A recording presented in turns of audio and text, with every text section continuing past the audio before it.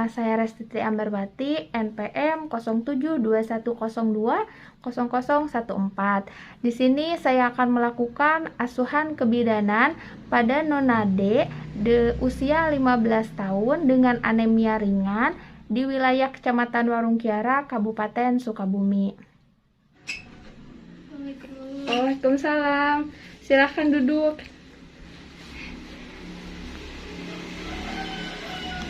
Oh, ya, namanya siapa, Neng? Dede Nadia. Oh, ada keluhan? Ya. Oh, sebelumnya saya akan mengambilkan dulu ya untuk memakai hand sanitizer. Silahkan dipakai dulu.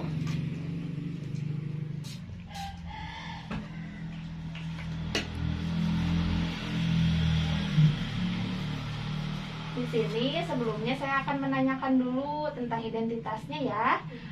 Dimulai dari namanya siapa? Dede Nadia. Usianya berapa tahun? 15 15 tahun. tahun. Anak keberapa ya di keluarganya? Kedua. Anak kedua. Untuk agamanya? Islam. Agama Islam. Sukunya suku Sunda? Ya. Sekarang pendidikannya SMP. Berarti masih pelajar ya? Ya. Untuk alamatnya dari mana? Kampung Sukaresmi, RT 2 RW 5. Untuk identitas orang tua, nama ibunya siapa? Iis Sumiati. Usia ibu berapa tahun? 46. 46. Pendidikan terakhir? SD. SD. Agamanya Islam ya? Ya. Sukunya? Sunda. Suku Sunda. Ibunya bekerja atau di rumah? Di rumah. Di rumah, ibu rumah tangga berarti ya. Untuk suami atau bapaknya? Sudrajat. Sudrajat. Usia ayah berapa tahun? 50 tahun. 50. Agamanya? Islam. Agama Islam. Untuk sukunya? Sama Sunda. Sunda. Pendidikan terakhir? SD. SD.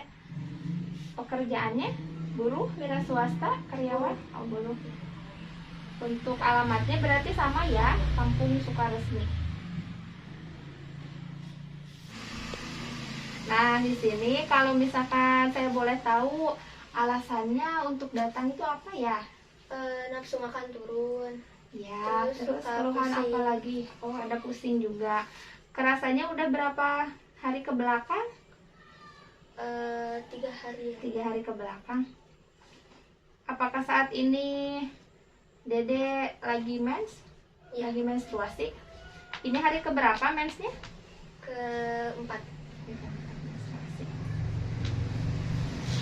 Nah, untuk riwayat kesehatan, Dede apakah pernah dirawat di rumah sakit atau pernah dioperasi? Belum pernah. Belum pernah. Kalau untuk riwayat kesehatan keluarga, ada yang punya penyakit keturunan dari ibu atau bapak? Kalau ibu lagi darah tinggi. Darah tinggi. Kalau dari bapak? Enggak. Tidak ada. Untuk saat ini, Dede merasa kayak gimana? Khawatir atau enggak terhadap keadaan yang sedang dirasakan? Khawatir. Khawatir. Takutnya ada kenapa-kenapa mungkin ya. Kalau misalkan untuk pola kebiasaan nih di rumah, biasanya istirahat tidur berapa jam? 3 jam. Iya. 3 jam itu untuk siang atau untuk malam? Untuk malam. Untuk malam hari berarti sering begadang ya? Iya. Untuk siangnya berapa jam biasanya? Paling 2. Paling 2 jam. Kenapa suka sulit tidur atau gimana? Iya, sudah tidur. Sulit tidur. Kalau misalkan untuk aktivitas di rumah paling ngapain aja? Bantu mama. Bantu orang tua. Sekolah mungkin ya, sama sekolah. Untuk BAB sehari berapa kali? 2 kali. BAB 2 kali. Untuk pipisnya berapa kali sehari? Lebih dari 5. Lebih dari 5 kali. Untuk makan sehari 2 kali.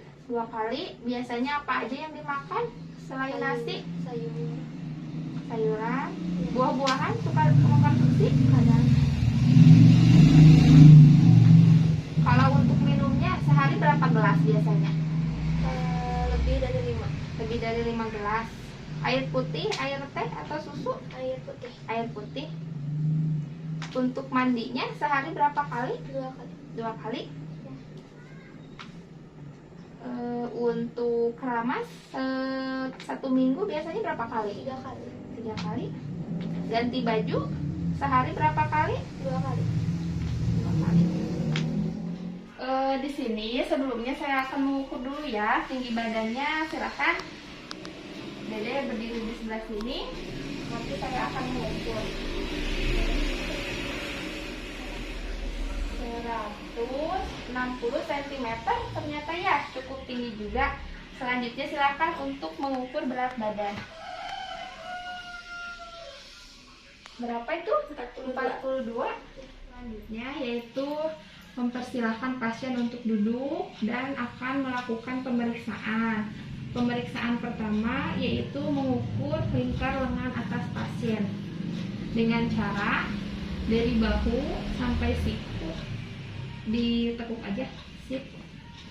Kita ukur dari pangkal bahu sampai siku, lalu diambil titik tengahnya,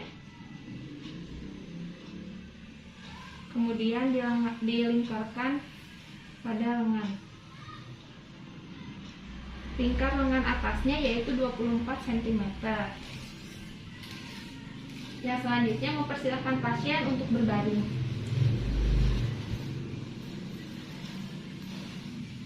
Saya akan mengukur tensi, suhu, nadi, serta respirasi ya. Yang pertama kita dari suhu dulu. Maaf ya. Di komplit. Nah, sip.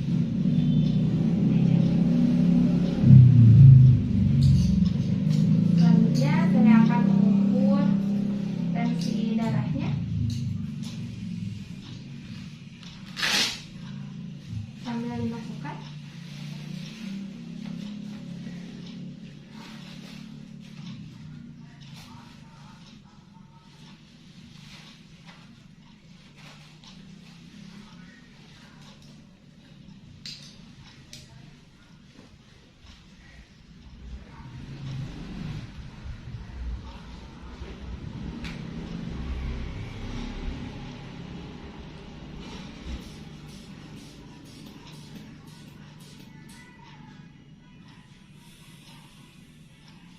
Untuk tensinya normal ya, 110/70. Suhunya juga normal, 36,6. Selanjutnya saya akan mengukur atau menghitung nadinya ya, selama 1 menit full. Untuk nadinya normal ya, 85 kali per menit. Sambil menghitung untuk respirasinya. Respirasinya normal 20 kali per menit. Yang selanjutnya di sini saya akan melakukan pemeriksaan fisik dimulai dari kepala nanti sampai dengan ujung kaki. Yang pertama boleh dibuka dulu maskernya. Nah, dilihat dari mukanya simetris, muka tampak pucat. Yang selanjutnya dilihat dari matanya, bentar ya. Lihatnya ke atas, sklera berwarna putih, konjungtiva berwarna merah muda. Nah, yang selanjutnya yaitu pemeriksaan pada bagian mulut. Mulutnya, bibir berwarna merah muda. Boleh dibuka, Ibu. Nah, tidak ada bolong pada giginya, gusi tidak bengkak, tidak ada karies. Yang selanjutnya pemeriksaan pada bagian leher. Ya, mohon maaf ya. Coba tetehnya Nolan. Nah, tidak ada pembengkakan kelenjar tiroid dan tidak ada pembengkakan kelenjar getah bening. Yang selanjutnya di sini saya akan melakukan pemeriksaan pada bagian dada. Ya, bagian dada, maaf ya, dilihat dulu, tidak ada lesi, tidak ada pembengkakan, terdapat tanda lahir di bagian dada. Yang selanjutnya saya akan memeriksakan di bagian perut ya. Dibuka dulu ya. Nah, di bagian perut dilihat tidak ada lesi, tidak ada pembengkakan. Kemudian, maaf ya, apakah terdapat nyeri tekan? Tidak terdapat nyeri tekan. Yang selanjutnya yaitu di bagian ekstremitas atas. Dilihat dari kedua tangan, simetris, tidak ada kelainan. jumlah jarinya juga lengkap. Yang selanjutnya yaitu pada ekstremitas bawah. Kalau misalkan dilihat di sini untuk kakinya simetris, tidak ada pembengkakan, tidak ada lesi, jumlah jari lengkap, tidak ada kelainan.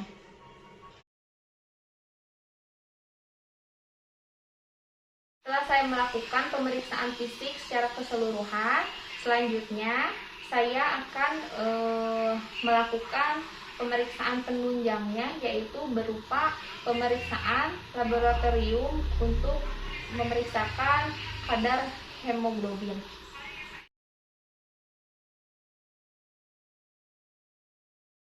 Nah, dari Nadia, tadi kan saya sudah melakukan pemeriksaan fisik, sudah menanyakan keluhannya, sudah gitu tadi saya sudah melakukan pemeriksaan penunjang, yaitu pemeriksaan kadar Hb-nya. Ternyata yang didapatkan kadar hemoglobin di dalam tubuhnya itu kurang, atau kita sering dengar kata anemia. Ya, nah di sini saya akan memberikan informasi mengenai anemianya. Sebelumnya saya mau nanya dulu, apakah Dede sebelumnya tahu mengenai anemia? Sering dengar nih kata anemia apa ya gitu? Sering, tapi tahu nggak itu artinya apa? Nah, di sini saya mau ngasih tahu dulu ya. Kalau anemia itu dimana suatu kondisi jumlah sel darah merahnya atau kadar hemoglobinnya di dalam tubuh wanita atau di dalam tubuh manusia jumlahnya kurang. Kalau misalkannya untuk remaja atau wanita itu minimalnya 12 gram persen ya. Tadi yang didapatkan hanya 10,8%. Berarti itu termasuk ke dalam anemia ringan ya. Selanjutnya ada tanda-tandanya nih. Tanda anemia apa aja? Ada yang tahu? Apa aja ya? Nah, di sini kita lihat dulu ya. Kita sering dengar kata 5L, lesu, lemah, letih, lelah, lunglai. Itu merupakan tanda dari anemia. Apalagi semisal kita sering mengeluh pusing atau matanya berkunang-kunang atau pandangan tidak jelas ya. Yang selanjutnya di sini ada gejala yang lebih lanjut. Ya, semisal mata, bibir, lidah, kulit, dan telapak tangannya pucat ya, itu juga merupakan anemia dari tanda-tandanya. Yang selanjutnya faktornya, faktor apa aja sih yang dapat mendorong untuk terjadinya anemia? Yang pertama, karena remaja putri biasanya mengalami menstruasi. Misal nih, kita menstruasi 1 bulan selama 7 hari. Itu kan banyak. Kalau misalkan kebutuhan kita tidak terpenuhi, makanya akan terjadi anemia. Ya, udah gitu, semisal remaja putri ingin menjaga penampilannya, suka diet ya, tapi dietnya nggak bagus, nggak seimbang, jadinya malah ke anemia yang kayak gitu ya. Nah, yang selanjutnya, kalau misalkan anemia ini terus dibiarkan pada remaja, ada dampak buruknya. Yang pertama, menurunkan kemampuan konsentrasi belajar ya. Yang kedua, mengganggu pertumbuhan sehingga tinggi badan dan berat badan tidak mencapai yang optimal ya. Yang selanjutnya ada menurunkan tingkat kebugaran atau mengakibatkan muka pucat atau menurunkan kesehatan reproduksi atau terhambatnya perkembangan motorik apalagi terhadap kecerdasan. Nah, untuk pencegahannya ada banyak hal. Yang pertama bisa kita lakukan dari makanan. Yang pertama, kita harus konsumsi makanan yang bergizi ya. Konsumsi makanan yang kaya akan zat besi. Dari mana aja? Yang pertama bisa dari daging merah, sayur-sayuran hijau, atau dari telur. Terus yang kedua bisa juga nih kita dengan cara mengkonsumsi tablet tambah darah. Untuk cara minumnya kita ada 2 macam. Yang pertama ketika kita menstruasi, yang kedua untuk ketika wanita itu tidak sedang menstruasi. Kalau untuk wanita yang menstruasi, karena sekarang kan Dede lagi menstruasi ya, berarti nanti saya anjurkan untuk minum tablet tambah darahnya 1 hari sekali, 1 tablet ya. Kalau misalkannya sedang tidak menstruasi, cara minumnya 1 tablet hanya untuk 1 minggu, ya, 1 minggu 1 tablet. Yang selanjutnya, menghindari asupan kalori yang berlebihan, terus banyak konsumsi buah juga, ya, buah yang akan tinggi dari vitamin C-nya. Vitamin C itu dari mana aja, buah apa aja, coba apa aja, vitamin C, jeruk, bele, apalagi mangga, strawberry, ya, kiwi, apa aja, buah-buahan boleh. Yang selanjutnya ada melakukan aktivitas yang cukup, dalam artian karena kan tadi Dede Gina bilang kalau misalkan tidurnya aja kurang, makannya aja sehari cuma 2 kali, minumnya juga sedikit, pasti itu lebih cepat untuk terjadinya anemia. Ya, selain istirahat sama makan, kita juga perlu melakukan olahraga, ya, olahraga minimal 1-2 kali per minggu boleh. Olahraganya olahraga ringan juga nggak apa-apa, kayak jogging misalkan, ya, push up, sit up, boleh itu juga, ya. Nah, yang selanjutnya ada yang mau ditanyakan dulu nggak mengenai tadi anemia? Ada yang mau ditanyakan dulu? Nggak ada, cukup. Ya, nanti paling tablet darah yang saya berikan di rumah dikonsumsi. Untuk pemeriksaan ulangnya disarankan 4 bulan kemudian melakukan pemeriksaan ulang untuk mengetahui apakah kadar darah dalam tubuhnya meningkat atau tidak, ya, gitu. Selanjutnya saya nanti akan melakukan pendokumentasian. Adapun kesimpulan dari asuhan kebidanan pada Nona D, yaitu Nona D sedang mengalami anemia ringan. Setelah itu bidan melakukan konseling serta pemberian tablet tambah darah dengan tujuan agar kadar hemoglobin di dalam tubuhnya mengalami kenaikan atau dalam batas normal. Semoga asuhan kebidanan ini memberikan manfaat untuk kita semua. Lebih dan kurangnya mohon dimaafkan. Akhir kata, wassalamualaikum warahmatullahi wabarakatuh.